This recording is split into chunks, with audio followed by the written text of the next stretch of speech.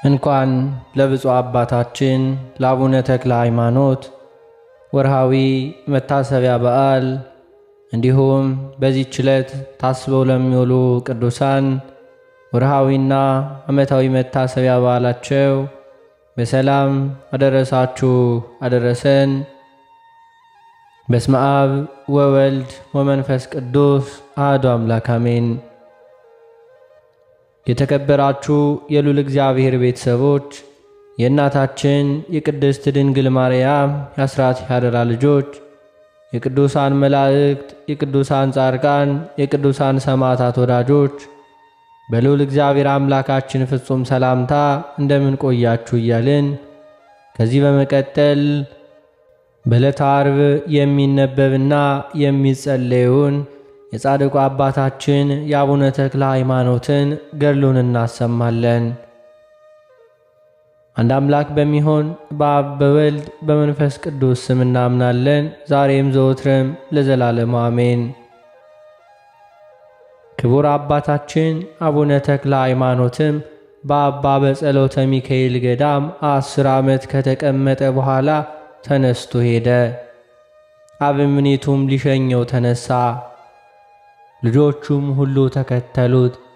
አበምኔቱም ኃጢአቴና በደሌ የእግዚአብሔርን ሰው ሰዶታልና ወዮልኝ፣ ልጆችና ሽማግሎች ሁላችሁ በአምሃራ ሀገር ሁሉ ያላችሁ የበሽተኞቻችሁ ባለመድኃኒት የድካማችሁ የኃይላችሁ ብርታት ትቷችሁ ይሄዳልና አልቅሱ፣ ዋይ ዋይ በሉ አለ።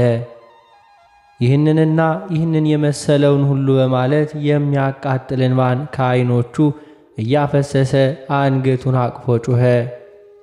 መነኮሳቱም ከእርሱ ጋር አለቀሱ።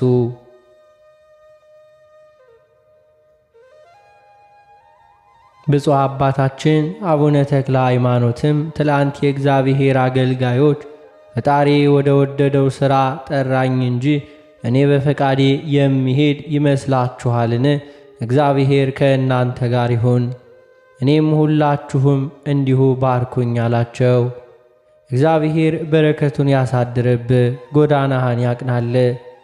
ብፁዕ አባታችን ሆይ ነገር ግን የምንድንበትን ነገር ምከረን አሉት። ለክቡር አባቶች የሚድኑበትን ነገር የምመክር ኃጢአተኛና ጎስቋላ እኔ ምንድነኝ አለ። ነገር ግን ትዕግስትን፣ ትሕትናን፣ እግዚአብሔርን መፍራትን ገንዘብ አድርጉ። እነዚህ 3ቱ ነገሮች ሰውን ወደ ዘላለም ሕይወት ያደርሱታልና። እየጎተቱ ወደ ደይን ጥልቅ የሚያወርዱ 3ቱ የጥፋት ገመዶች አላቸው፣ ቅናት፣ ትዕቢትና ምትሃት። እንዲሁም እንዳያጠምዷችሁ ደግሞ ተጠበቁ ብዬ እነግራችኋለሁ። ይህንን የመሰለውን ነገር ከመጽሐፍት ምክር አምጥቶ የሚድኑበትን ነገር መከራቸው። አንዱም አንዱ እንባውን እያፈሰ ታላላቆቹም ታናናሾቹም በፍቅር ሸኙት። ብፁዕ አባታችንም በእርሱ ላይ የፍቅራቸውን መቃጠል ባየ ጊዜ ከእነርሱ ጋር አለቀሰ። በመንፈሳዊ ሰላምታ እጅ ነሳቸውና ሄደ። እነርሱም ወደ ሀገራቸው ተመለሱ። የመላእክት አለቃ ቅዱስ ሚካኤልም እየመራው ሲሄድ አምደ ብርሃን በፊቱ ይሄድ ነበር። የጻድቃንም መንገዳቸው ብርሃን ነው፣ እንደሚያበራ ብርሃን ይሄዳል። ዕለቱ እስከሚቀናበት ድረስ ይበራል የሚል ተጽፏልና።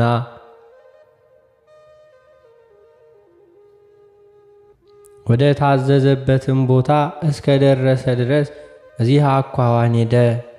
ከባሕሩም ወደብ በደረሰ ጊዜ የሚሻገርበትን መርከብ አላገኘም ነበርና ብዙ ጊዜ ጸለየ። የመላእክት አለቃ ቅዱስ ሚካኤልም ባሕሩንም እየረገጠ በመታየት ተከተለኝ አለው። ብፁዕ አባታችንም ወደ ውሃው ገብቶ ተከተለው። ሁለቱም በባሕሩ መካከል አለፉ። ተሻግረውም አብረው ወደ ቤተ ክርስቲያን ገቡ።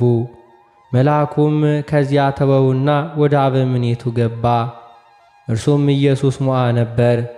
እነሆ የእግዚአብሔር ሰው በቤተ ክርስቲያኑ ደጅ ቆሟልና ወደ አንተ አስገባው አለው። ደግ ሰው ነውና አክብረው ተቀበለው፣ ልብሰ ምንኩስናውንም ሰጥተህ ከዚህ አኑረው አለው። ይህንን ካለው በኋላ መልአኩ አረገ። ብፁዕ አባታችንም ተላላኪውን ለአበምኔቱ ንገርልኝ እያለ ይለምነው ነበር። ተላላኪውም ለአበምኔቱ ሂዶ ነገረው። እነሆ ደም ግባቱ ያማረ እንግዳ ሰው ከቤተ ክርስቲያኑ ደጅ ቆሟል፣ ነገር ግን ባሕሩን አሻግሮ ያስገባውን አላውቅም አለው። አበምኔቱም አመጣጡ ከእግዚአብሔር ነውና ሂድ ጥራው አለው። ተላላኪውም ጠርቶ ወደ አበምኔቱ አስገባው። አባ ኢየሱስ ሞዐም ባየው ጊዜ ከፊቱ ብርሃንና ካደረበት ጸጋ የተነሳ አደነቀ። ከመንበሩ ተነስቶ በመንፈሳዊ ሰላምታ እጅ ነሳው። የእግዚአብሔር ሰው ሆይ ወደ እኔ መምጣት መልካም ነው ብሎ ደህና ቤትም ሰጠው። በበነጋውም በምን ነገር መጣ ብሎ ጠየቀው። ብፁዕ አባታችንም የብሕትውናውን ወገን የምትሆን የምንኩስናን ልብስ ታለብሰኝ ዘንድ በእግዚአብሔር ትእዛዝ ወደ አንተ መጥቻለሁ አለው።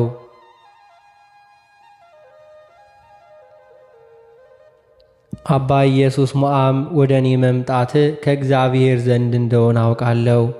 የምንኩስናውንም ልብስ እንዳለብስ ከእግዚአብሔር መልአክ ዘንድ ታዝዣለሁ።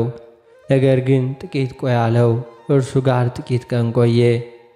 የመላእክት ምሳሌ የሚሆን የምንኩስናን ልብስ አለበሰው። በትጋትና በድካም ከዚያ ኖረ። አክፍሎቱንም በየሳምንቱ ያክፍል ነበር። ከእሁድና ከቅዳሜ በቀር ምንም አይቀምስም። እሁድና ቅዳሜ ግን የአጃ ቂጣ ወይም የዱር ቅጠል ይመገብ ነበር። የዳዊትንም መዝሙር በሌሊትና በመዓልት ተግቶ እንዲሁ ይደግማል ይጸልይም ነበር።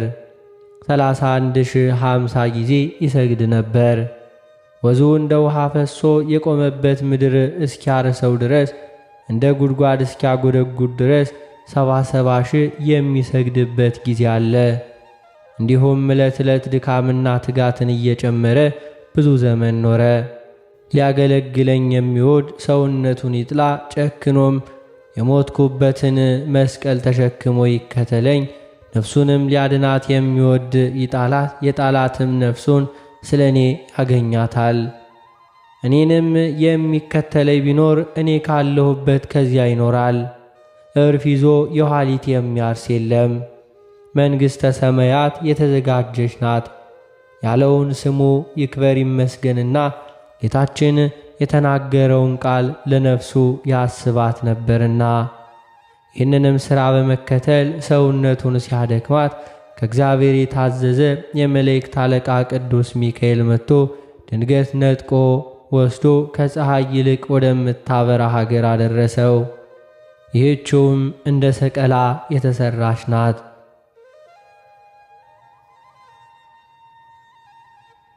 ቁመቷም ወርዷም እጅግ ሰፊ ነው። የሀገሩም ሰዎች ሁሉ በውስጧ ቢሰበሰቡ ውስጧን ሊሞሏት አይቻላቸውም። ብዙ ምሰሶዎች አሉባት። በመልክም እርስ በርሳቸው ይመሳሰላሉ። ዥንጉርጉር የሚመስሉ አሉ፣ ፍም የሚመስል አለ፣ እንደዚሁ በረድ የሚመስልም አለ፣ የፀሐይ ብርሃን የሚመስል አለ። የሁሉም ጸዳላቸው ለዓይን ይንቦገቦጋል፣ አይቶም ለመረዳት ያስቸግራል። በአንዱ ምሰሶ ፊት ለቆመው ሁለተኛው ምሰሶ በውስጡ ይታየዋል። የፊቱ ምሰሶ ውፍረት እንዲሁ አይሰወርም። የምድሩም መልክ እንደ ብርና እንደ ጠራ ዕንቁ ልዝብነት እንደ ቅቤ ነው።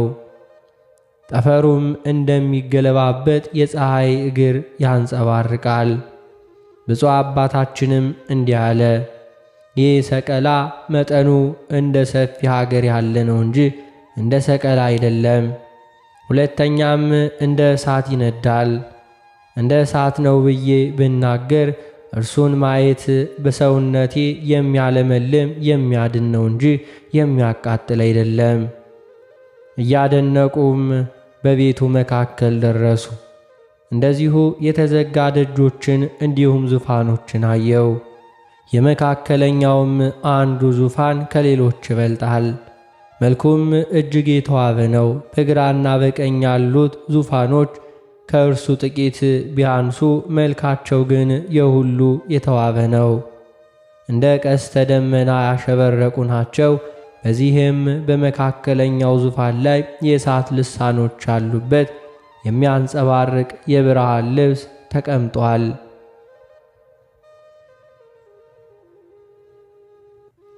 ቅድመ ዓለም የነበረ ዓለምን አሳልፎ የሚኖር አብን እናመስግነው።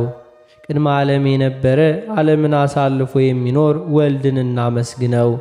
ቅድመ ዓለም የነበረ ዓለምን አሳልፎ የሚኖር መንፈስ ቅዱስን እናመስግነው ይል ነበር። በብርሃኑም ልክ በስተቀኝ 7 አክሊሎች አሉ። የሰባቱም አክሊሎች ኅብራቸው አይመሳሰልም። አብሮኝ ያለውንም መልአክ ይህን ቤት ከማየት የተነሳ ፍርሃት በልቤ ደረሰብኝ አልሁት። የቤቱንም ነገር ልነግርህ እኔ ተልኬአለሁ፣ አትፍራለኝ። ይህንም ባለኝ ጊዜ ፍርሃት ከኔ ራቀ፣ በቃሉም አጸናኝ። ቀድሞ ያልሰማሁት የዚህ ቤት ትልቅነት ምን ያህል ነው? በውስጡ ያለው የተቀመጠውስ ማን ነው አልሁት። አስቀድሞ የማሳይህ እይ፣ ኋላ የቤቱን ጌታ እነግርሃለሁ አለኝ። በዚያ ዙፋን ፊት ለፊት የተተከለውን የብርሃን አምድ አየሁ። የብዙ ሰዎች ስም ተጽፎበት ነበርና፣ ጌታዬ እነዚህ ምንድናቸው? የአዕማዱስ ቁጥር ምን ያህል ነው? የዙፋኖቹስ ሥራቸው ምንድን ነው አልሁት። ይህ ቤት ያንተ ነው፣ ከሌሎችም ይልቅ እጅግ የከበረ የመካከለኛው ዙፋን ልዩም ልብስ በላዩ የተቀመጡበት አክሊሎች ያንተ ናቸው። በግራ በቀኝ ያሉ ዙፋኖች ግን ትእዛዝህን በመጠባበቅ በወንበርህ ለሚቀመጡ ካንተ በኋላ ለሚነሱት ልጆች እንዲሁ ነህ። በዙፋኖች በስተቀኝ ያሉት አዕማድ ቁጥራቸው 450,000፣ በግራም ያሉት የመላእክት ፈጣሪ እንደሰራቸው 450,000 ናቸው።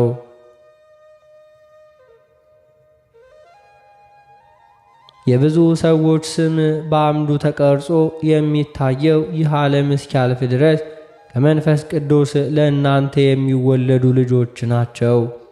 ለእነዚህ አንተ አባት ትሆናቸዋለህ። ይህች ታላቅ ጸጋ ክብርን ትሰጠኝ ዘንድ እኔ ምንድነኝ አልሁት። እግዚአብሔር የወደደው ባለሟልነትና ክብርን ይሰጣልና ነው አለኝ።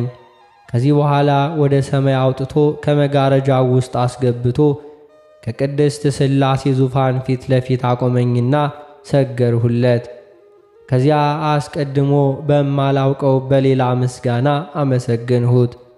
ተክለ ሃይማኖት ክፍል ከ24ቱ ካህናቶቼ ጋር ይሁን የሚል ቃል ከዙፋኑ ውስጥ ወጣ። የወርቅ ጽና አምጥተው ሰጡኝና ከእነርሱ ጋር አንድነት አጠንሁ።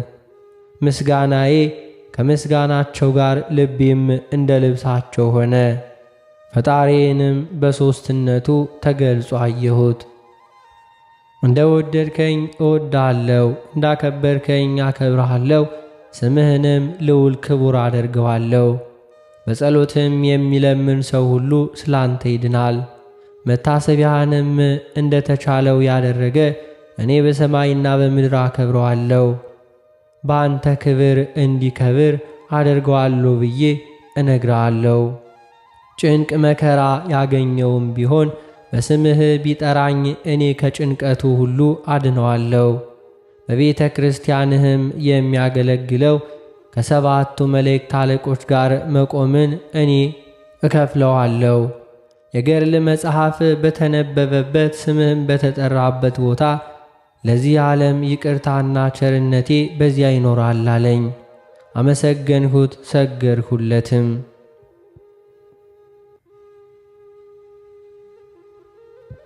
በሥራዬ ሳይሆን በፈቃድ ይህንን ሁሉ የሰጠኸኝ አቤቱ ላንተ ምስጋና ይገባል አልሁት። ከዚህ በኋላም መልአኩ ወደ ቀደመ መኖሪያ መለሰኝ። ብፁዕ አባታችን ይህንን አይቶ በሰማይ በሚኖር በፈጣሪው ፍቅር ልቡ እንደ እሳት ነደደ። ዘወትር የዳዊትን መዝሙር ሌሎችንም የነቢያትና የሐዋርያት መጻሕፍትን ያነብ ነበር።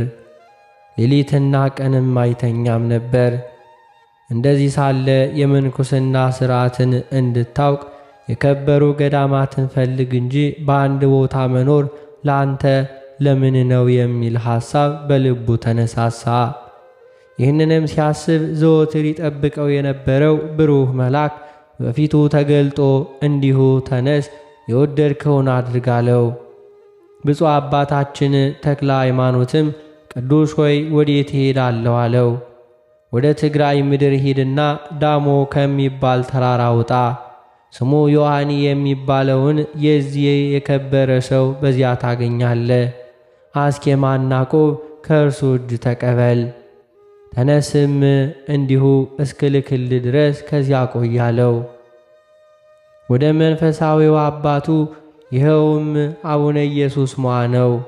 ሲነጋ ገስግሶ ሂዶ በልቦናው ያሰበውን ስለ አስኬማና ስለ ቆብ መቀበል መልአክ እንዳለው ገለጠለት። አባ ኢየሱስ ሞዐ አስኬማና ቆብን ገና አልተቀበለም ነበርና አባ ኢየሱስ ሞዐ የብፁዕ አባታችንን ቃል ሰምቶ እኔ እንደ ከበረ አባት ሳይ ነበር እንጂ እንደ ልጅ አላይህም፣ ለማን ትተወኛለህ እያለ ብዙ አለቀሰ።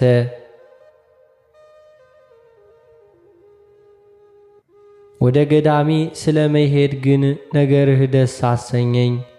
ከዚያ ደርሰህ አስኬማና ቆብ ተቀበል፣ ኋላ ለእኔ ትሰጠኛለህ። ልጄም ስትሆን አባት ትሆነኛለህ። ነገር ግን ባህሩን የሚያሻግርህ የለምና የዛሬን ታገስ አለው። ብፁዕ አባታችንም ከእግዚአብሔር የሚበልጥ ሰው የለም፣ እግዚአብሔር ከኔ ጋር ከሆነ በባህርም በሌላም ነገር ቢሆን በምንም ቢሆን እንዲሁ ሊከተለኝ የሚችል የለም። ይህንንም ተናግሮ አይሆንም ብሎ ሄደ። አበምኔቱም ሊሸኘው ተነሳና እስከ ባህሩ ወደብ ድረስ አደረሰው። እነሆ የመላእክት አለቃ ቅዱስ ሚካኤልም በብፁዕ አባታችን ፊት ቆመና ተከተለኝ አለው። ወደ ባህሩም ገብቶ ባህሩን እንደ ደረቅ መሬት እየረገጠ ሲሄድ ብፁዕ አባታችንም ተከተለውና ባህሩን አብረው ተሻገሩ። አባ ኢየሱስ ሞዐም አይቶ አቤቱ በቅዱሳኖች ላይ ሥራህ ድንቅ ነው አለ። እግዚአብሔርንም እያመሰገነ ወደ ቤቱ ተመለሰ። አባታችን ግን በሐይቅ 10 ዓመት ያህል ኑሮ በእግዚአብሔር ትእዛዝ እየተመራ ሄዶ ቅድመ ዓለም የነበረ ዓለምን አሳልፎ የሚኖር እግዚአብሔር ከቅደሳት ገዳም ትግራይ ደረሰ። ይህችውም ዘሚካኤል የተባለው የአባ አረጋዊ ገዳም የምትሆን ደብረ ዳሞ ናት። ይኸውም የሰልአዳባ ልጅ አላሜዳ ከታዜን አስቀድሞ በነገሰበት ወራት ከግብፅና ከሮም ከመጡ ከጽሙና ከሚኖሩት ከ9 ቅዱሳኖች አንዱ ነው።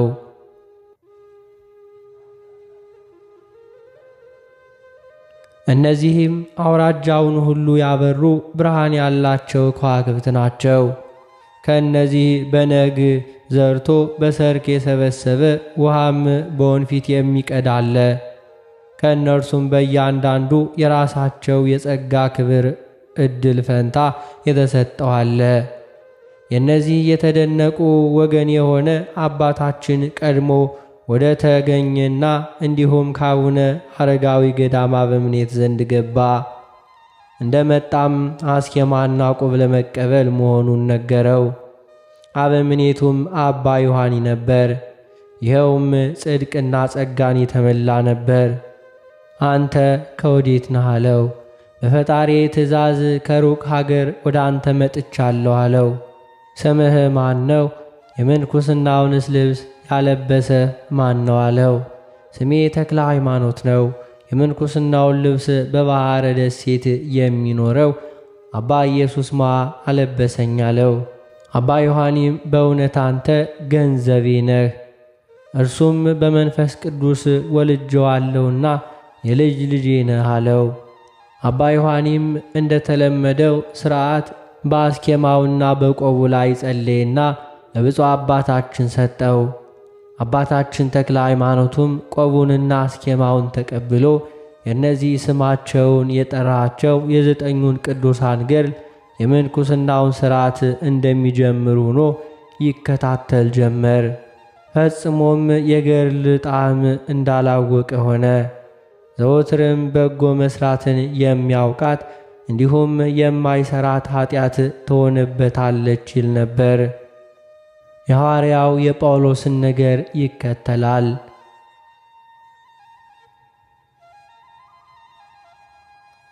መንፈሳዊ ፍቅርን ወድጃለሁና ለእኔ ይረባኝ የነበረውን ስለ ክርስቶስ እንደ ጎስቋላ ቆጠርሁት። ሁሉንም ደግሞ ስለ ጌታዬ ስለ ኢየሱስ ክርስቶስ ዕውቀትን እንዲሁም እንደምን እቆጥራለሁ። ይህንም ነገሩን ሁሉ ስለ እርሱ የናኩት እንደ ጉድፍም የቆጠርሁት ክርስቶስን አገለግለው ዘንድ ነው። ነገር ግን አንድ ነገር አለኝ፣ በኋላ ያለውን እየረሳው ወደፊት ወዳለው ምልክት እየዘጋው የተመለስኩት ወደ ዋጋዬ ፈጥኜ እሮጣለሁ ያለውን ያስተውላልና። ሰራተኛ ንብ ከእንጨቱ ሁሉ የአበባውን ጨርቆ እንዲቀምስ እንዲሁም ከደሙ አባቶቻችን ከገድላቸው የተገኘውን ገድል ሁሉ በሰማ ጊዜ ይሠራው ነበር። እግዚአብሔርን በመፍራት መላው አካሉ ብርሃን ሆነ። የሚሆነውንም ነገር ገና ሳያደርግ ያውቀዋል። ለመነኮሳቱም ሁሉ የሚመጣባቸውን ይነግራቸዋል። ነገሩን ፈጥኖ ይደረጋልና ያደንቁታል። በማመስገኑ መላእክትን መሰላቸው። የኋለኛውን ነገር በማወቁ ለነቢያት ወገናቸው ሆነ። በማስተማሩም ሐዋርያትን መሰላቸው። በመገረፉና ገደል በመውደቁም ለሰማዕታት ወገን ሆናቸው። ድካማቸውንም እንዲሁ በመሸከም ለአባቶች መነኮሳት ወንድማቸው ሆነ። ይህንን ሁሉ መስሎ ከቅዱሳን ሁሉ ሰብስቦ የመጽሐፍትን ሁሉ ፍሬ ይህችውም ጳውሎስ የጠራት የመንፈስ ቅዱስ ፍሬ ፍቅር ናት። ደስታም፣ ሰላምም፣ ትዕግሥትም፣ ቸርነትም፣ በጎነትም፣ ሃይማኖትም፣ ገርነትም፣ አለመሰሰንም ናት። እንዲሁም ያላትን ተገነዘበ።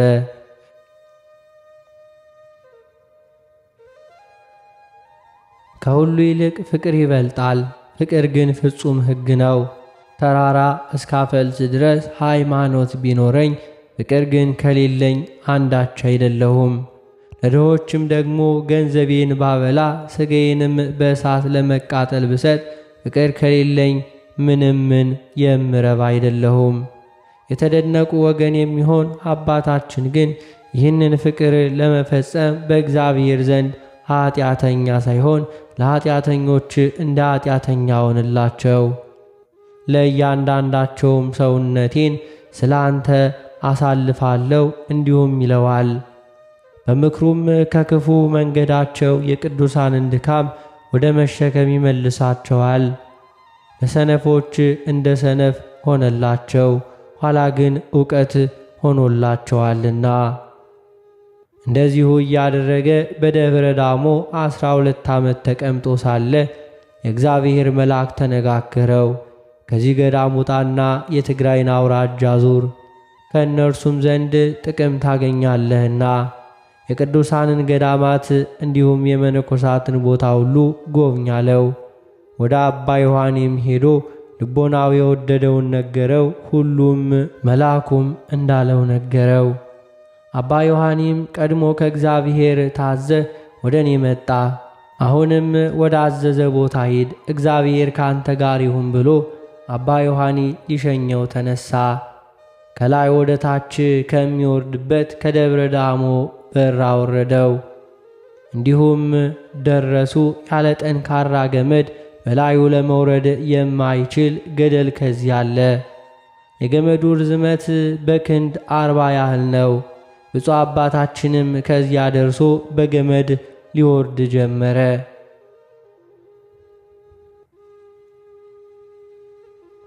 አባ ዮሐኒና ልጆቹም አወራረዱን ሲያዩ ከገደሉ አፋፍ ቆሞ ያየው ጊዜ ገመዱ እንዲሁ ካሰረው ስር ተቆረጠና ብፁዕ አባታችንን ተከተለው። 6 ክንፎችም ተሰጡት። ክንፎቹንም እያማታ በረረ።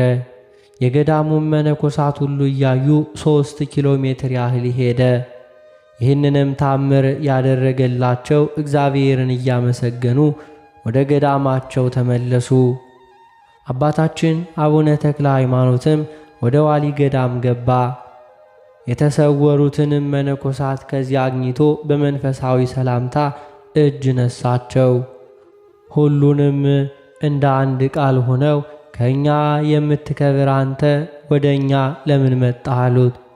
ብፁዕ አባታችንም አባቶቼ እንዲህ አትበሉኝ፣ ይልቁንስ እናንተ ከእኔ ትከብራላችሁ እንጂ እኔ ከእናንተ በምን እከብራለሁ አላቸው። እኛስ እውነት እንልሃለን፣ በምድር ላይ ጸጋ የተሰጠው እንደ አንተ ያለ ሰው አላየንም። እነሆ ብዙ ቅዱሳን ከአንተ ይወለዳሉ፣ ለብዙዎችም አሕዛብ አባታቸው ትሆናለህ አሉት። ብፁዕ አባታችንም የፈጣሪ ፈቃድ ከሆነ ለእኔስ በጎ ነው አላቸው። ምንም ውሃ ምንም ሳይቀምስ እንደዚሁ 120 ቀን ከእነርሱ ጋር ተቀመጠ። እስከ ዛሬ በዚያ ገዳም እህል የሚቀምስ የለምና። ከዚህ በኋላ ቅዱሳኑን ተሰናብቶ ወደ ሐውዜ ገዳም ሄደ። ከዚያም ደርሶ በዚያ ስፍራ የሚኖሩትን ሰዎች እጅ ነስቶ አኗኗሯችሁ እንደምንድን ነው አላቸው። ደጋግ ሰዎችም እንደሆኑ አውቆ ከእነርሱ በረከትን ፈለገ። ጸጋን በተመላች ክብር እጅ በረከትን አንተ ተባርከናለህ እንጂ እኛስ እግዚአብሔር የባረከው ቡሩክ ሰው ነው፣ እንዲሁም እንባርክ ዘንድ ለእኛ አግባብ አይደለም አሉት። ብፁዕ አባታችን አቡነ ተክለ ሃይማኖትም ከእናንተ በረከትን በመሻት ወደ እናንተ መጥቻለሁና እናንተ ተባረኩኝ ዘንድ የተገባ ነው አላቸው። በእግርህ እርምጃ በዓታችንን ተባረክ ዘንድ ወደ እኛ እግዚአብሔር ላከህ እንጂ አንተ በፈቃድ የመጣህ አይደለም። የእግዚአብሔር ቅዱስ ሆይ አሁንም ባርከን ስላሉት ሁሉንም ባረካቸው። ከባረካቸውም በኋላ እርሱም በረከትን ከእነርሱ ተቀብሎ ሄደ። ወደ ዳጌ ገዳምም ደርሶ የገዳሙን መነኮሳት እጅ ነስቶ በረከት ከእነርሱ ዘንድ ፈለገ። እንደ ቀደሙት ቅዱሳን መልስ ሰጡትና እርሱ ባረካቸው። ከባረካቸውም በኋላ የእግዚአብሔር ሰው ብፁዕ አባታችን ሆይ ምድር በረከትህን እንድትቀበል በትግራይ አውራጃ ሁሉ የመድረስህ መዓዛ ትውረድ አሉት። እንዲህም ሲሄድ የብርሃን አምድ እየመራው ኢየሩሳሌም ወረደ። በደረሰበትም ስፍራ ሁሉ የሐዋርያት ኃይል ትከተለው ነበር። በእርሷም ድንቅ ድንቅ ታምራትን ያደርግ ነበር። ውሃም የሚያፈልቅበት ጊዜ አለ። ድውያንንም የሚፈውስበት ሙታንንም የሚያስነሳበት ጊዜ አለ። ወደ ኤርትራ ባህር ደረሰ። የሚሻገርበትንም መርከብ አላገኘም። የወንጌልንም ጸሎት ጸለየ። ጸሎቱንም ከጨረሰ በኋላ የእግዚአብሔር መልአክ ቅዱስ ሚካኤል እንደ ልማዱ በባህሩ ላይ ሲሄድ ታየው። ብፁዕ አባታችንም በኋላው ተከተለው። ሁለቱም አብረው በአንድነት አንዲት ሰዓት ተሻገሩ። ባህሩንም ተሻግረው ብፁዕ አባታችን የሞተ ሰው አገኘ።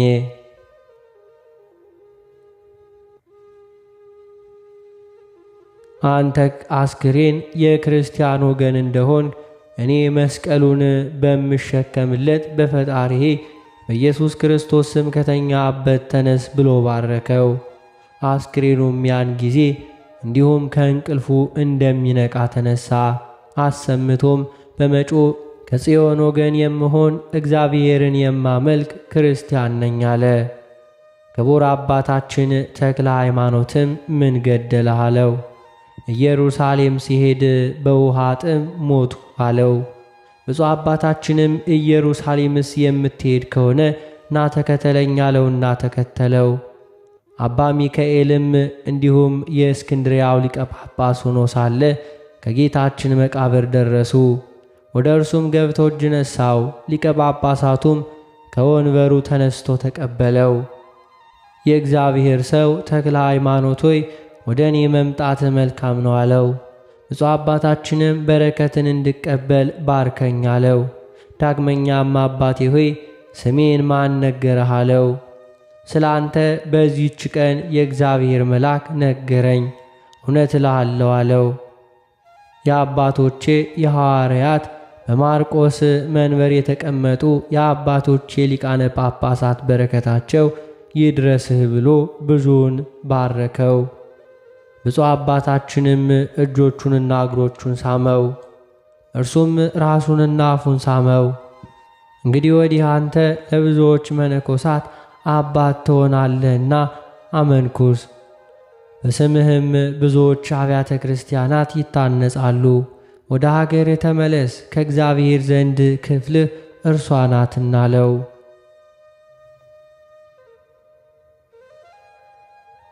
ብፁዕ አባታችንም እኔስ ወደ ሀገሬ አልመለስም፣ በእጆች እንድቀበር ነው እንጂ ወደዚህ የመጣሁት ምንኩስናውንም አላመነኩስም፣ ለራሴም እንኳ የምንኩስና ሥራን አላወቅኩም አለው። ሊቀ ጳጳሱ አባ ሚካኤልም እውነት እልሃለሁ እንዲሁም ከመነኮሳት ወገን ካንተ የሚበልጥ የለም፣ ነገር ግን ለቃሌ ታዘዝ አለው።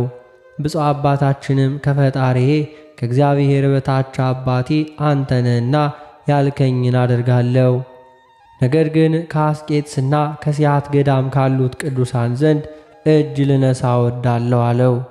እርሱም እግዚአብሔር መንገድህን ያቅናልህ ሂድ አለውና ሄዶ ከጌታችን መቃብር ላይ ሰገደ። ሰው ከሆነበት ቦታ ከገሊላ ጀምሮ እስከ መሰወሪያው እስከ ደብረ ዘይት ድረስ ጌታ ሥራ ወደ ሠራባቸው ቦታዎች ሁሉ ደረሰ። ወደ ዮርዳኖስም ወንዝ ወረደ፣ በውስጧ ተቀመጠ። ወደ ሲያት ገዳም ገባ። በውስጧም ከሚኖሩ ቅዱሳን ተባረከና የልብ መመዘኛ የምትሆን ወደ አስቄጥስ ገዳም አለፈና በዚያ ካሉት ቅዱሳን ተባረከ። ያን ጊዜም የመላእክት አለቃ ቅዱስ ሚካኤል ተገልጦ ተክለ ሃይማኖት ሆይ ምን ትላለህ አለው። ብፁዕ አባታችንም ከዚያ መኖርን እፈቅዳለሁ አለው። መልአኩም ለአንተስ ይህች ገዳም ክፍልህ አይደለችም፣ ነገር ግን ልጆችህ በኋላው ዘመን ተሰብስበው መጥተው በውስጣቸው ይበዛሉ፣ አንተ ግን ወደ ኢትዮጵያ ሂድ አለው። በትሩፋት ሥራ ከመረመርከው በኋላ ወደ አንተ የመጣውን አመንኩስ፣ ለመንግሥተ ሰማያት የማይበቃ ወደ አንተ የሚመጣ የለም አለውና ብፁዕ አባታችንም ጌታዬ ይህንን በምን ወራት እሠራለሁ ይለው በዚህ ወራት ነው አለው።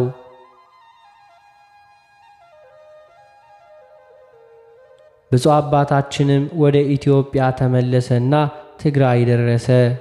ከሙታንም ያስነሳው ያ ሰው እየተከተለው ጻዕዳ አምባ ደረሱ። ያም ሰው ብፁዕ አባቴ ሆይ ምንኩስና ልብስን ልታለብሰኝ እፈቅዳለሁ አለው። ብፁዕ አባታችንም የቅዱሳን የድካማቸው ቀንበርን መሸከም ትችላለህን አለው። አዎን ሁሉን የሚችል ፈጣሪ በጸሎትህ ያጽናኝ እንጂ አለው። አባታችንም የምንኩስናውን ልብስ አለበሰው። ስሙንም እንዲሁም አርአያ ጸጋ ብሎ ጠራው። ጽኑ ሆነ። ዘወትርም እያገለገለው ከእርሱ ጋር ኖረ። አባታችንም ተክለ ሃይማኖትም በማስተማርና ምንኩስናን በትግራይ ክፍለ ሀገር ሁሉ ብዙ መነኮሳትን ሴቶችንና ወንዶችን አመነኮሰ። በብዙ ፍርኩታና ዋሻ ልጆቹን አሰባሰበ። እስካሁንም ድረስ በስሙ ይጠራሉ። ዳግመኛም ወደ ኢየሩሳሌም ወርዶ ቀድሞ በደረሰበት ሁሉ ደረሰና በደህና ተመለሰ። የጻድቁ አባታችን የአቡነ ተክለ ሃይማኖት ረድኤቱ በረከቱ አማላጅነቱ አይለየን ዛሬም ዘወትርም ለዘላለሙ አሜን።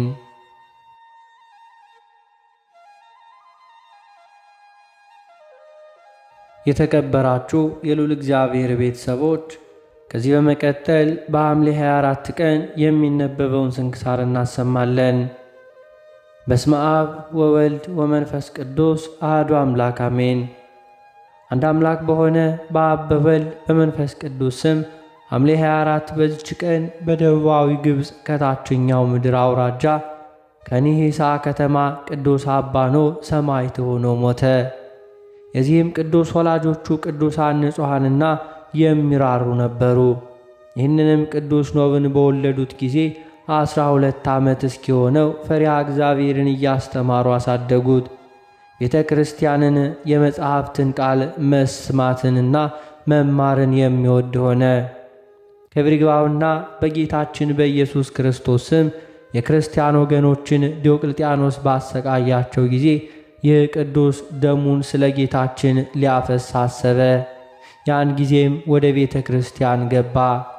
ቄሱንም ምእመናን እንዲህ አለው፣ ሊያስተምራቸውና ሊያበረታታቸው ጣዖታትን ከምታመልኩ ክብር ይግባውና ስለ ጌታችን መድኃኒታችን ስለ ኢየሱስ ክርስቶስ ነፍሳችሁን ለሞት አሳልፋችሁ ብትሰጡ ለእናንተ መልካም ነው ሲል ሰማው።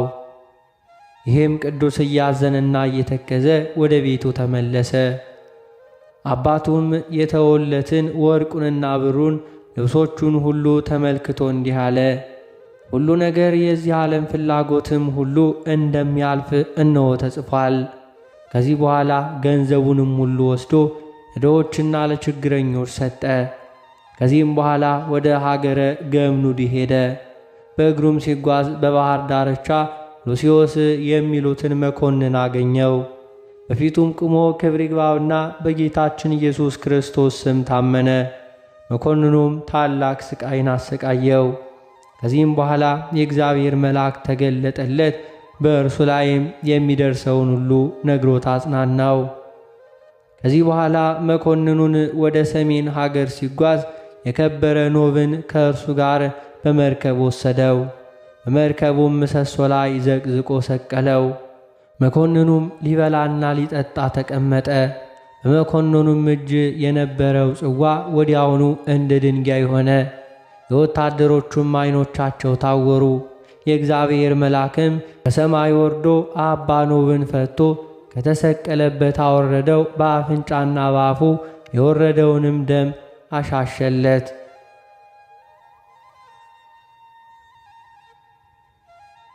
ከዚህ በኋላ መልካም ነፋስ ነፍሶ መርከቢቱ ተጓዘች። ወደ አትሪብ ከተማም ደረሱ። ወታደሮችም ይህንን ድንቅ ታምር አይተው ትጥቃቸውን ፈተው በመኮንኑ ፊት ጣሉት።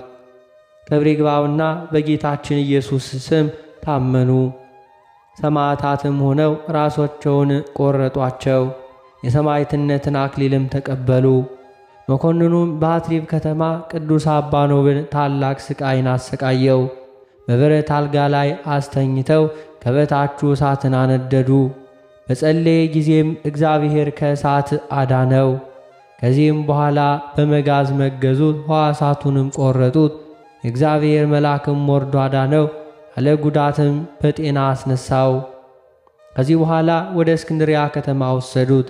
ከዚያም ብዙ አሰቃዩት። በላዩም እባቦችን ሰደዱ፣ ግን አልቀረቡትም። ከእባቦችም አንዱ ሄዶ በመኮንኑ አንገት ተጠመጠመ። ያስጥሉትም ዘንድ ሟርተኞችን አዘዛቸው፣ ግን አልተቻላቸውም። ከዚህም በኋላ ያድነው ዘንድ ቅዱስ አባ ኖብን ለመነው። ቅዱሱም ከይሲውን ትቶ ከአንገቱ እንዲወርድ አዘዘው። መኮንኑም ሁለተኛ በእሳት እንዲያቃጥሉት ሟርተኞቹንና ሥራየኞቹን አዘዛቸው። እሳቱም ምንም አልነካውም። አቅፋሃስ ከሚባል ሀገርም ዮልዮስ መጣ። ከእርሱም እንደ ተረዳ ገድሉን ጻፈ። መኮንኑም ማሰቃየቱን በሰለቸ ጊዜ አንገቱን በሰይፍ ይቆርጡ ዘንድ አዘዘ። ክብር ይግባውና ጌታችን ኢየሱስ ክርስቶስም ተገልጾለት አጽናናው። እንዲህም ብሎ ቃል ኪዳን ሰጠው።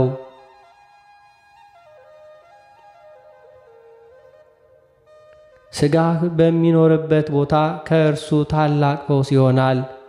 እንዲሁም በመከራውም ጊዜ ስምህን በመጥራት ከእግዚአብሔር እርዳታ ለሚሻ ሁሉ ድህነት ይደረግለታል። መታሰቢያህንም ለሚያደርግ ሁሉ፣ የተራበ ለሚያጠግብ፣ የተጠማ ለሚያጠጣ፣ ለቤተ ክርስቲያንም በስምህ መባ ለሚሰጠው፣ የገድልህንም መጽሐፍ ለሚጽፍ ኃጢአቱን ይቅር እለዋለሁ፣ መንግሥተ ሰማያትንም አወርሰዋለሁ። ከዚህ በኋላ ራሱን በሰይፍ ቆረጡ። ተጋድሎውንም ፈጸመ። ሥጋውንም ቅዱስ ዮልዮስ አንስቶ ከሁለት አገልጋዮቹ ጋር ንሂሳ ወደሚባል ሀገር ላከው። የመከራውም ወራት በተፈጸመ ጊዜ አብያተ ክርስቲያናትን ሰሩለት። በውስጣቸውም ብዙዎች ድንቆችና ታምራቶች ተገለጡ። ለእግዚአብሔር ምስጋና ይሁን። እኛንም በዚህ ጻድቅ ጸሎት ይማረን፣ በረከቱም ከእኛ ጋር ትኖር ለዘላለሙ አሜን። ዳግመኛም በዚች ቀን የደብረ ሊባኖሱ አባ ተክለ አዶናይና የተወልደ መድህን የሌሎችም ማኅበሮቻቸው መታሰቢያቸው ነው። በረከታቸው ከእኛ ጋር ትኑር ለዘላለሙ አሜን። በዚችም ቀን 190,084 የአባኖ ማኅበር ሰማዕታት መታሰቢያቸው ነው። በረከታቸው ከእኛ ጋር ትኑር ለዘላለሙ አሜን። በዚችም ቀን ለአባቶች ሊቃነ ጳጳሳት 42ኛ የሆነ የእስክንድርያ ሊቀ ጳጳሳት ቅዱስ አባ ስምዖን አረፈ። ይህም ቅዱስ ከምስራቅ ሀገር ሰዎች ወገን ነው። ወላጆቹም ከእስክንድርያ በስተ ምዕራብ ወዳለችው በውስጧም የቅዱስ ሳዊሮስ ሥጋ ወዳለባት ገዳም አመጡትና በዚያ መንኩሶ ጽሕፈትን ተማረ። የቤተ ክርስቲያንንም መጻሕፍት ሁሉ አጠና፣ ቅስናም ተሾመ። ከዚህ በኋላ ሊቀ ጳጳሳት ይሆን ዘንድ እግዚአብሔር መረጠው።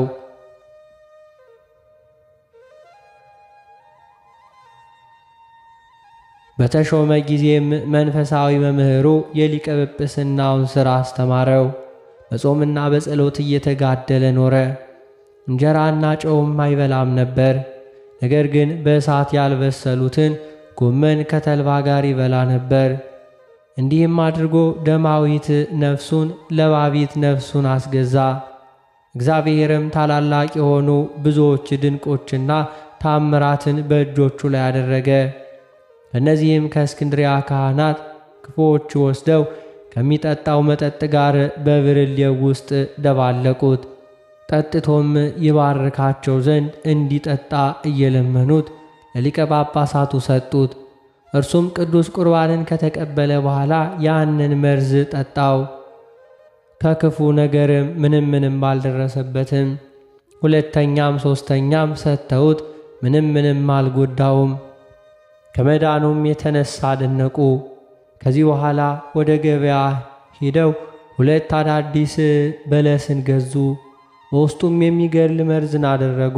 ቅዱስ ቁርባንንም ከመቀበሉ በፊት በጾም ሳለ ይሰጡት ዘንድ ተስማሙ። መሰሪያኖች ይህንን በለስ ከቁርባን በፊት ቢበላ ሆዱ ይሰነጠቃል ብለዋቸው ነበርና፣ ያን ጊዜም ወደ እርሱ በተንኮል ሄደው ከዚያ ይበላ ዘንድ ሊቀ ጳጳሳቱን ለመኑት። አብዝተውም አስገደዱት። ከቅዱስ ቁርባን በፊት ሳይፈቅድ በእጁ ውስጥ አደረጉለትና በላ። ነገር ግን መሰሪያኖቹ እንዳሏቸው አልሆነም። ሆዱም አልተሰነጠቀም። ነገር ግን 40 ቀን ታመመ። ከዚህ በኋላ የእግዚአብሔር መልአክ ተገለጸና የደዌውንም ምክንያት አስረዳው። ያንን መርዝ ያደረጉበትን ስማቸውንም ገለጠለት።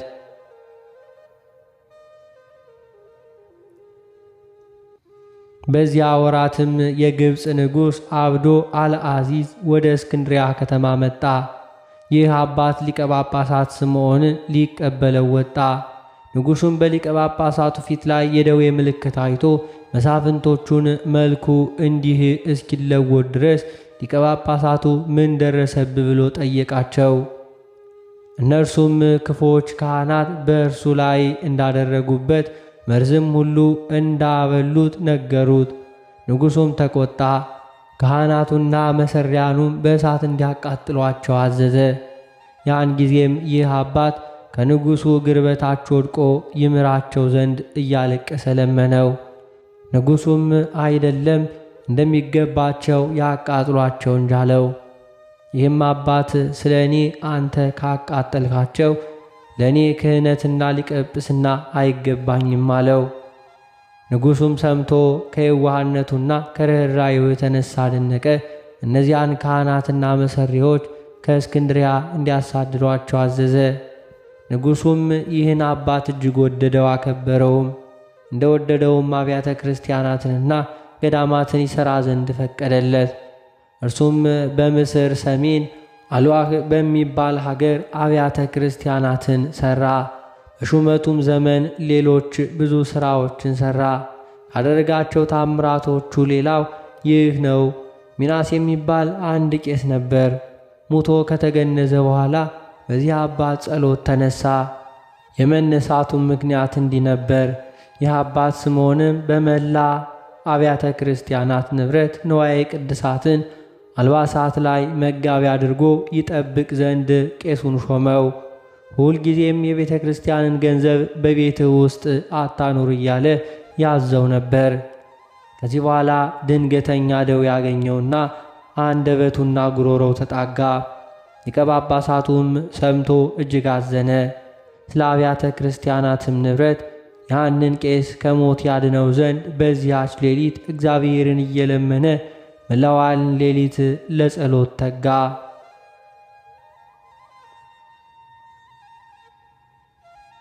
መንፈቀ ሌሊትም በሆነ ጊዜ ያ ቄስ ለሞት እንደተቃረበ ይህ አባት ስምዖን ሰማ። ስለ አብያተ ክርስቲያናት ንብረት ይጠይቃት ዘንድ አዞ ወደ ቄሱ ሚስት ረዳት ላከ። ወደ ቄሱ ቤትም በቀረበ ጊዜ ሰዎች እያለቀሱ ጩኸታቸውንም ሰማ። በገባ ጊዜም ሙቶ ልብሰ ተክህኖ መጎናጸፊያ ሲያለብሱት በአልጋ ላይ ሲያስተኙት ብዙዎች በዙሪያው ሲያለቅሱ አገኛቸው። ያም ረዳቱ የቄሱን በርን ሊሳለም ዘንበል አለ። ያን ጊዜም ያ የሞተው ቄስ ተነስቶ አቀፈውና የክቡር አባ ስምዖን ፈጣሪ እግዚአብሔር ሕያው ነው አለው። ረዳቱም በረታ፣ አትፍራ አለው። ቄሱም በጌታው በአባ ስምዖን ጸሎት አዎ በእውነት ጸናው፣ እግዚአብሔር ሕይወትን ሰጥቶ ከሞት አስነስቶኛልና አለ። ያን ጊዜም ያ ረዳት ስለ መሞቱ ደንግጠው የነበሩትን ካህናት እነሆ ቄሱ ከሞት አስነስቶዋል ብሎ ጠራቸው። ካህናቱና ሕዝቡም ወደ እርሱ በቀረቡ ጊዜ ቄሱ እንዲህ አላቸው፣ እኔ ሙቼ እንደነበረ ወቁ። ክብር ይግባውና በክርስቶስ ዙፋን ፊት አቆሙኝ። ከአባት ሐዋርያ ማርቆስ እስከ አባ ይስሐቅ ያሉትን ሁሉ የጳጳሳት አለቆች ክብር ይግባውና በክርስቶስ ዙፋን ፊት ቆመው ያየኋቸው እኔንም ከወንድማችን ከሊቀ ጳጳሳት ስምዖን የአብያተ ክርስቲያናትን ንብረት ለምን ሸሸክ ብለው ገሰጹኝ። ያን ጊዜም ጌታ ክርስቶስ ይህችን ነፍስ በውጭ ወዳለ ጨለማ ውሰዷት ብሎ አዘዘ።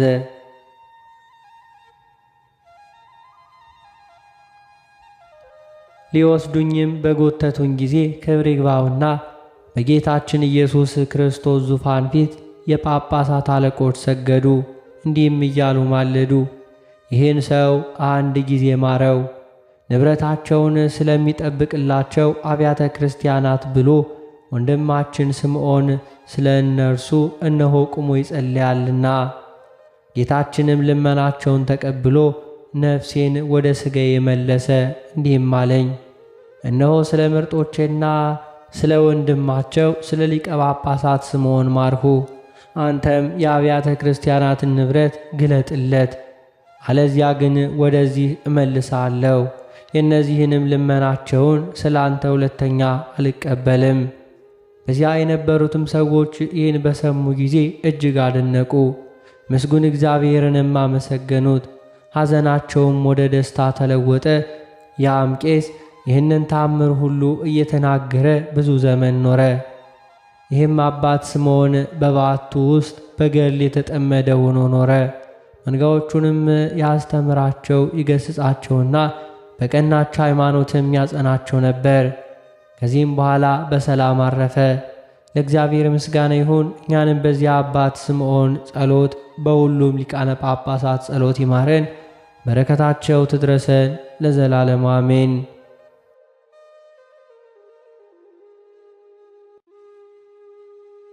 የተከበራችሁ የልዑል እግዚአብሔር ቤተሰቦች ከዚህ በመቀጠል በጻድቁ አባታችን በአቡነ ተክለ ሃይማኖት በዓለ ዕለት የሐምሌ 24ን ቀን የቅዳሴውን ምስባክና በቅዳሴ ጊዜ የሚነበበውን ምንባብ እናሰማለን። መዝሙር 55 ቁጥር 13 ባልንጀራዬና የልቤ ወዳጅ መብልን ከእኔ ጋር በአንድነት ያጣፈጥ በአንድ ልብ በእግዚአብሔር ቤት ተራመድን።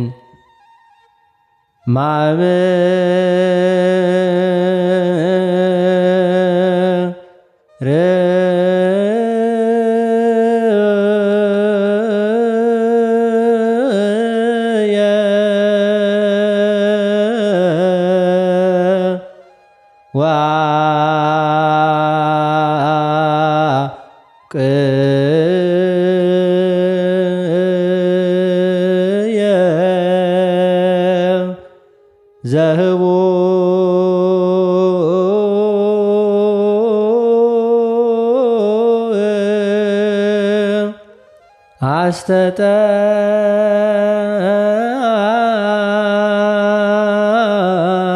አስተጠምከ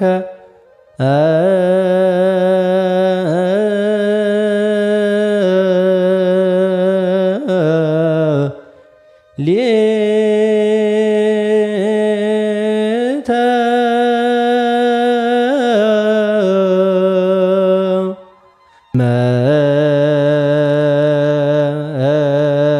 መባል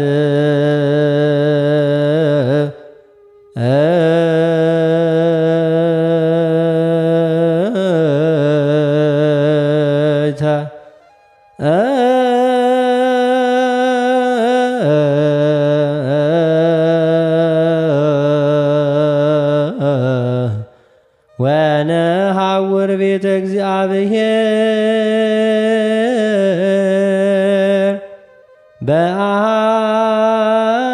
በአሐዱ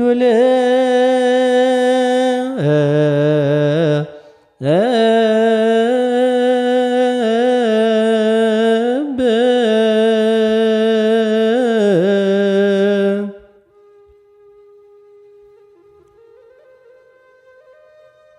በጻድቁ አባታችን በአቡነ ተክለ ሃይማኖት በዓል ዕለት በሐምሌ 24 ቀን በቅዳሴ ጊዜ የሚነበብ የመጀመሪያው ምንባብ የሐዋርያው የቅዱስ ጳውሎስ መልእክት ወደ ቆሮንቶስ ሰዎች ሁለተኛ ቆሮንቶስ ምዕራፍ 7 ቁጥር 8 እስከ ቁጥር 11። ቃሉም እንዲህ ይላል። በመልእክቴ ያሳዘንኋችሁ በሆን እንኳ አልጸጸትም። የተጸጸትሁ በሆን እንኳ ያ መልእክት ጥቂት ጊዜ ብቻ እንዳሳዘናችሁ አያለሁና አሁንም ለንስሐ ስላዘናችሁ ደስ ብሎኛል እንጂ ስላዘናችሁ አይደለም። በምንም ከእኛ የተነሳ እንዳትጎዱ እንደ እግዚአብሔር ፈቃድ አዝናችኋልና። እንደ እግዚአብሔር ፈቃድ የሆነ ሐዘን ጸጸት የሌለበትን ወደ መዳንም የሚያደርሰውን ንስሐ ያደርጋልና። የዓለም ሐዘን ግን ሞትን ያመጣል።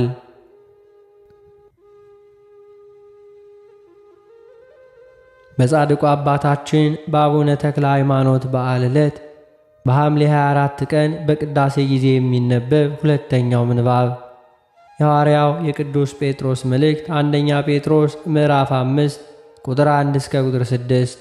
ቃሉም እንዲህ ይላል። እንግዲህ እኔ ከእነርሱ ጋር ሽማግሌ የክርስቶስም መከራ ምስክር ደግሞ ሊገለጥ ካለው ክብር ተካፋይ የሆኑ በመካከላቸው ያሉትን ሽማግሎች እመክራቸዋለሁ። በእናንተ ዘንድ ያለውን የእግዚአብሔርን መንጋ ጠብቁ። እንደ እግዚአብሔር ፈቃድ በውድ እንጂ በግድ ሳይሆን በበጎ ፈቃድ እንጂ መጥፎውን ረብ በመመኘት ሳይሆን ጎብኙት እንጂ። ለመንጋው ምሳሌ ሁኑ እንጂ ማኅበሮቻችሁ በኃይል አትግዙ። የእረኞችም አለቃ በሚገለጥበት ጊዜ የማያልፈውን የክብርን አክሊል ትቀበላላችሁ። እንዲሁም ጎበዞች ሆይ ለሽማግሌዎች ተገዙ።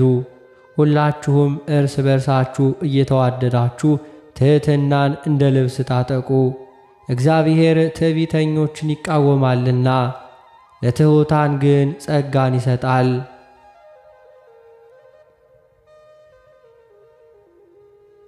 በጻድቁ አባታችን በአቡነ ተክለ ሃይማኖት በዓል ዕለት በሐምሌ 24 ቀን በቅዳሴ ጊዜ የሚነበብ ሦስተኛው ምንባብ የሐዋርያት ሥራ ምዕራፍ 16 ቁጥር 35 እስከ ፍጻሜ። ቃሉም እንዲህ ይላል። በነጋም ጊዜ ገዢዎቹ እነዚያን ሰዎች ፍታቸው ብለው ሎሌዎቻቸውን ላኩ። የወህኒውም ጠባቂ ትፈቱ ዘንድ ገዢዎቹ ልከዋል። እንግዲህ አሁን ወጥታችሁ በሰላም ሂዱ ብሎ ይህንን ቃል ለጳውሎስ ነገረው። ጳውሎስ ግን እኛ የሮሜ ሰዎች ስንሆን ያለ ፍርድ በሕዝብ ፊት ደብድበው በወህኒ ጣሉን። አሁንም በስውር ይጥሉናልን? አይሆንም፣ ራሳቸው ግን መጥተው ያውጡና አላቸው። ሎሌዎቹም ይህን ነገር ለገዢዎች ነገሩ። የሮሜ ሰዎችም እንደሆኑ በሰሙ ጊዜ ፈሩ። መጥተውም አልዷቸው፣ አውጥተውም ከከተማ ይወጡ ዘንድ ለመኗቸው። ከወህኒውም ወጥተው ወደ ልድያ ቤት ገቡ። ወንድሞችንም ባዩ ጊዜ አጽናኗቸውና ሄዱ።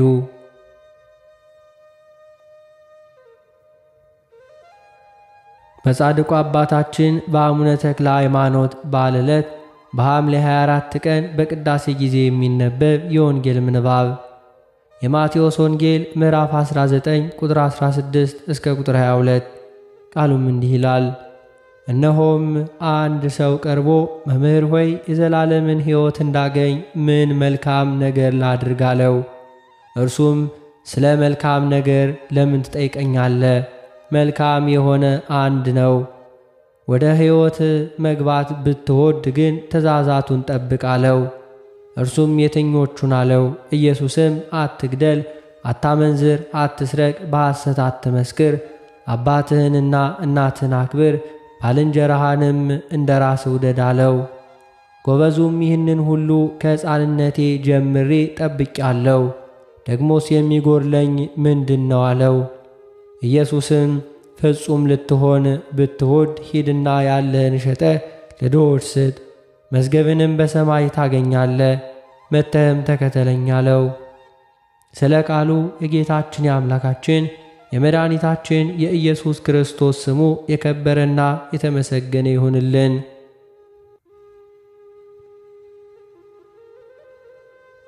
አነሳስቶ ላስጀመረን አስጀምሮ ላስፈጸመን ለጌታችን ለአምላካችን ለመድኃኒታችን ለኢየሱስ ክርስቶስ ክብርና ምስጋና ይገባዋል፣ ዛሬም ዘወትርም ለዘላለም አሜን። አባታችን ሆይ በሰማያት የምትኖር፣ ስምህ ይቀደስ፣ መንግሥትህ ትምጣ፣ ፈቃድህ በሰማይ እንደሆነች እንዲሁም በምድር ትሁን። የዕለት እንጀራችንን ስጠን ዛሬ፣ በደላችንንም ይቅር በለን እኛም የበደሉንን ይቅር እንደምንል። አቤቱ ወደ ፈተናም አታግባን ከክፉ ሁሉ አድነን እንጂ መንግሥት ያንተ ናትና፣ ኃይል፣ ክብር፣ ምስጋና ለዘላለሙ አሜን። እመቤታችን ቅድስት ድንግል ማርያም ሆይ በመልአኩ በቅዱስ ገብርኤል ሰላምታ ሰላም እንልሻለን። በሐሳብሽ ድንግል ነሽ፣ በሥጋሽም ድንግል ነሽ። የአሸናፊ የልዑል እግዚአብሔር እናት ሆይ ሰላምታ ላንቺ ይገባሻል። ከሴቶች ሁሉ ተለይተሽ አንቺ የተባረክሽ ነሽ፣ የማኅፀንሽ ፍሬም የተባረከ ነው። ጸጋን የተመላሽ ቅድስት ሆይ ደስ ይበልሽ፣ ልዑል እግዚአብሔር ከአንቺ ጋር ነውና ከተወደደው ልጅሽ ከጌታችን ከመድኃኒታችን ከኢየሱስ ክርስቶስ ዘንድ ይቅርታውንና ምሕረቱን ለምኝልን ኃጢአታችንንም ያስተሰርይልን ዘንድ ለዘላለሙ አሜን።